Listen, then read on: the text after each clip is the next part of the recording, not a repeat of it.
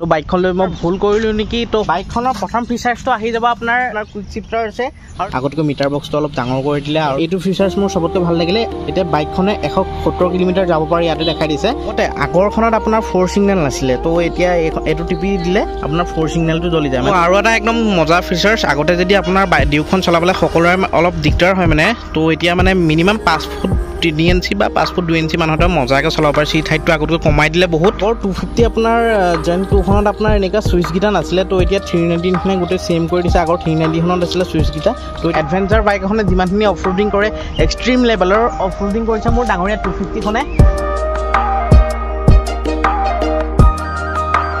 মোৰ ডাঙৰীয়া 250খন লোৱা মিনিমাম 1 মাহ পাৰেই হ'ল আৰু। তো বাইকখনৰ ৰিভিউ ভিডিঅ' এটা সকলোৱে কৈ আছিলে, বনোৱা নাছিলোঁ। তো আজি বাইকখনৰ ওপৰত মানে ভিডিঅ' এটা বনাবলৈ আহিলোঁ। তো কেনেকুৱা পাইছোঁ এতিয়ালৈকে চলাই, তো কেনেকুৱা কি পাৰফৰ্মেঞ্চ দি আছে আৰু কি প্ৰব্লেম পাইছোঁ, কি প্ৰব্লেম নাই পোৱা। তো বাইকখন লৈ মই ভুল কৰিলোঁ নেকি, তো সকলোখিনি কথা পাতিম আজি। তো কি খবৰ guys, welcome back to my new video'. তো ব'লক তেন্তে আজি ভিডিঅ'টো আৰম্ভ কৰোঁ।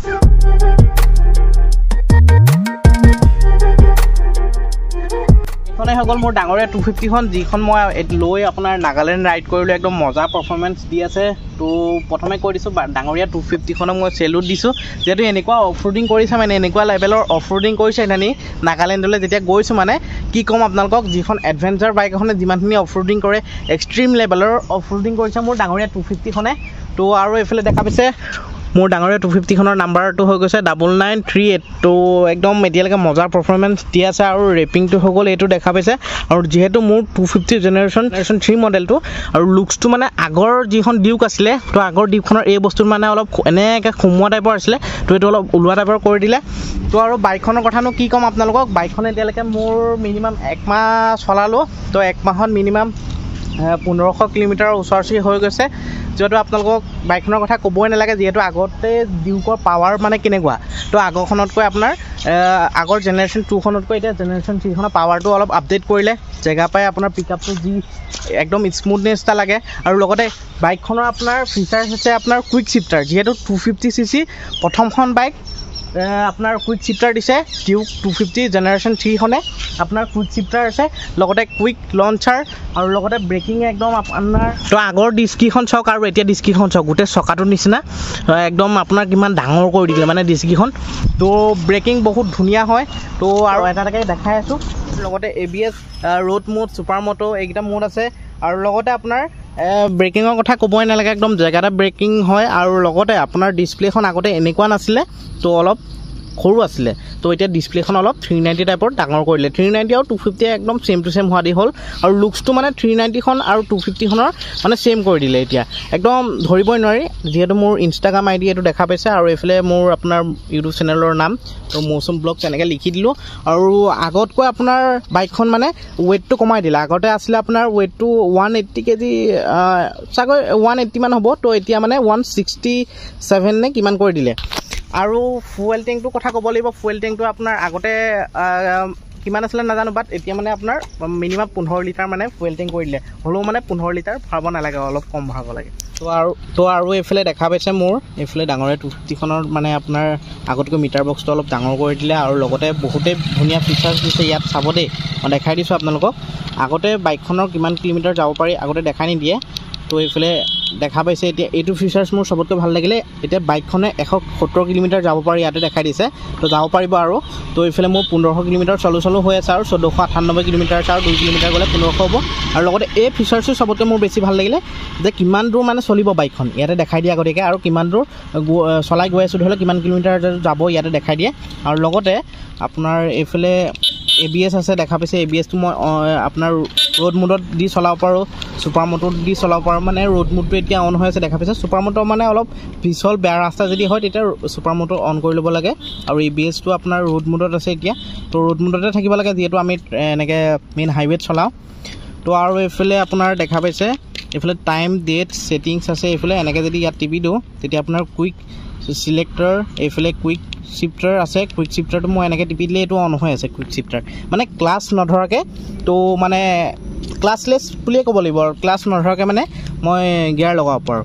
তো এইফালে দেখা পাইছে কুইক শিফটাৰটো অন হৈ আছে মই অফ কৰি দিব পাৰোঁ এনেকৈ টিপিলে তো এইটো অফ হৈ গ'ল কুইক শিফটাৰ আৰু লগতে ওপৰলৈ যদি দি দিওঁ অনত এনেকৈ দি দিলে কুইক শিফটাৰটো অন হৈ গ'ল মানে আগতে আপোনাৰ কুইক শিফটাৰ নাছিলে তো এতিয়া বাইকখনৰ মানে এইটো একদম ধুনীয়া ফিচাৰ্ছ মানে এড কৰিছে ডিউকে তো আপোনাৰ ইনষ্টল কৰিছে বাইকখন চলাই গৈ থাকিলে মানে ক্লাছ নধৰাকৈ আপুনি গিয়াৰটো চেঞ্জ কৰিব পাৰে তো এইটো একদম ধুনীয়া ফিচাৰ্ছ দি দিলে আৰু এইফালে লাহেকৈ আপোনাৰ এই ঢেৰ কিবাকিনি আছে আৰু আপোনাৰ আগৰখনত আপোনাৰ 4 ছিগনেল নাছিলে তো এতিয়া এইটো টিপি দিলে আপোনাৰ 4 ছিগনেলটো জ্বলি যায় মানে আগ চাইডে আপোনালোকৰ যোনটো আপোনাৰ ইণ্ডিকেটৰ আছে বেক চাইডে দুটা আৰু আগ চাইডে দুটা এইকেইটা জ্বলি থাকিব মানে ক'ৰবাত যদি আপোনাৰ কিবাকিনি প্ৰব্লেম হয় ৰখাই কৰি থ'লে ৰাতি মানে দিগদাৰ নাই আৰু তো এইটো ফিচাৰ ছেট কৰিলে এইটো চুইচে মানে আপোনাৰ 4 ছিগনেলৰ কাম কৰে তো দেখা পাইছে দুটা জ্বলিছে তো এইটো যদি অফ কৰি দিওঁ তো এই দুটা অফ হৈ যাব দেখা পাইছে আৰু লগতে একদম আগতকৈ ডিছপ্লেখনৰ চাইজটো বৰ ধুনীয়া কৰিলে আৰু লগতে ফুৱেল টেংকটো আপোনাৰ 15 লিটাৰ মানে ভৰাব পাৰি আৰু 15 লিটাৰ ভৰাব নালাগে 14 লিটাৰ বা 13.5 লিটাৰমান ভৰাব লাগে তো একেবাৰে ফুল টেংকি কৰিলেও বেয়া আৰু একেবাৰে তেলটো কম থ'লেও বেয়া মানে মিনিমাম 150-200 কিলোমিটাৰ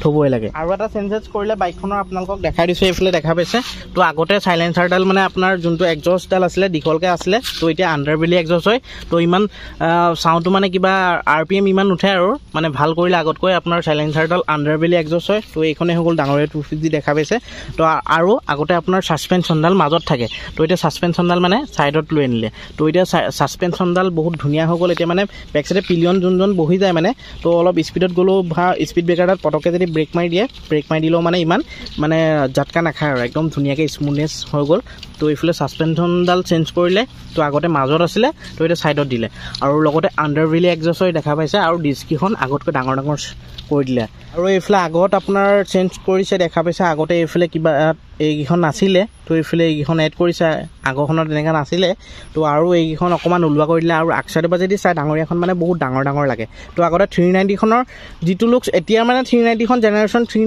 390খন যোনটো লুকছ আৰু 250খনৰ ছেইম একে লুকছ হয় তো আৰু এটা একদম আগতে যদি আপোনাৰ ডিউকখন চলাবলৈ সকলোৰে অলপ দিগদাৰ হয় মানে তো এতিয়া মানে মিনিমাম 5 ফুট 3 ইঞ্চি বা 5 ফুট 2 ইঞ্চি মানুহতে মজাকৈ চলাব পাৰে চিট হাইটটো আগতকৈ কমাই দিলে বহুত তো আগতে মানে মিনিমাম 5 ফুট 6 ইঞ্চি বা 5 ইঞ্চি মানুহতে চলাব পাৰে তো এতিয়া মানে মজাকৈ চবেই চলাব পাৰে 5 ফুটৰ মানুহটাও ধুনীয়াকৈ চলাব পাৰে তো আৰু লুকছটো আগতে বেলেগ আছিলে তো এতিয়া এনেকুৱা কৰি দিলে তো চিট হাইটটো বহুত কমাই দিলে আৰু লগতে টেংকি চাইজটো অলপ আগতে বেলেগ আছিলে তো এতিয়া এনেকুৱা কৰি দিলে তো দেখা পাইছে গোটেইখিনি ফিচাৰ্ছৰ কথা কৈ দিছোঁ আপোনালোকক কেনেকুৱা কি তো বাইকখন প্ৰথম কিনোতে আপোনাৰ 20 মান মাইলেজ দি আছিলে তো এতিয়া 27-25 মান দি আছে তো মিনিমাম 30 মান দিব চাগৈ তো বাইকখনৰ মেইন ফিচাৰ্ছকেইটা কথা কৈ দিছোঁ আপোনালোকক আগৰ 250 আপোনাৰ জেন 2খনত আপোনাৰ এনেকুৱা ছুইচকেইটা নাছিলে তো এতিয়া 390খনে গোটেই ছেইম কৰি দিছে আগৰ 390খনত আছিলে ছুইচকেইটা তো এতিয়া 250 জেনেৰেশ্যন 3খনত আপোনাৰ গোটেই ছুইচ এড কৰি দিছে যিহেতু এইকেইটা ছুইচে মানে ডিছপ্লেত আপোনাৰ মুড চুটবিলাক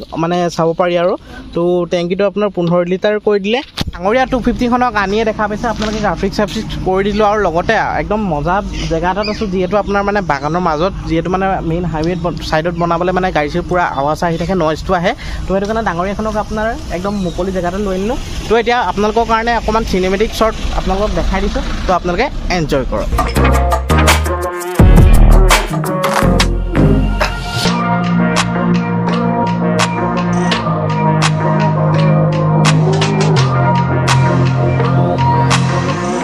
তো বাইকখনৰ ফিচাৰ্ছৰ কথা গোটেইখিনি ক'লোৱে লগতে মই আকৌ এবাৰ কৈ দিছোঁ 250cc প্ৰথমখন বাইক আপোনাৰ কুইক লঞ্চাৰ দিছে আৰু লগতে কুইক শিফটাৰ কুইক লঞ্চাৰ আৰু আণ্ডাৰবেলি এক্সজষ্ট 4 ছিগনেল তো চিট হাইটটো আগতকৈ কমাই দিলে তো বহুতে বেছি মানে মজা কৰি দিলে আপোনাৰ বাইকখনৰ গোটেই ফিচাৰ্ছখিনি তো আৰু ডিছপ্লেখন মানে আগতে সৰু আছিলে তো এতিয়া অলপ ডাঙৰ কৰি দিলে তো গোটেই মানে 390খনৰ গোটেই লুকছটোৱে দি দিছে এতিয়া যোনখন 390 তো লুকছটো একদম ছেইম 390 নিচিনাই কৰি দিলে তো এয়া দেখা পাইছে মোৰ ডাঙৰীয়াখনৰ গ্ৰাফিক্স কৰি দিছোঁ তো নতুন এটা গ্ৰাফিক্স কৰিম বুলি ভাবিছোঁ যিহেতু মানে বহুতে কৈ আছে এই গ্ৰাফিক্সটো দাদা অলপ মানে ভাল লগা নাই কিছুমানে কৈ আছে বেয়া লাগিছে কিছুমানে কৈছে ভাল লাগিছে তো আপোনালোকে যিটো কয় সেইটোকে কৰোঁ যিহেতু আপোনালোকে সেইদিনা ৰাইডৰ ভিডিঅ' লাগে বুলি কৈছে ৰাইড কৰিছোঁ আপোনালোকক একদম এক্সট্ৰিম লেভেলৰ ডেঞ্জাৰাছ আপোনাৰ নাগালেণ্ডৰ ৰাইড কৰিছোঁ তো ইমানখিনিয়ে আজি ভিডিঅ'টো আপোনালোকে দেখা পালে গোটেই বাইকখনৰ ফিচাৰ্ছখিনিৰ কথা ক'লোঁ তো আজি ভিডিঅ'টো ইমানখিনিয়ে আছিল যদি ভিডিঅ'টো চাই ভাল লাগিলে প্লিজ লাইক কৰিব কমেণ্ট কৰিব শ্বেয়াৰ কৰিব এণ্ড কোনোবা যদি নিউ হয় ছাবস্ক্ৰাইব কৰি অল কৰি দিব নতুন এটা ভিডিঅ' প্ৰতিশ্ৰুতিৰে আজিলৈ লৈছোঁ বাই জয় অসম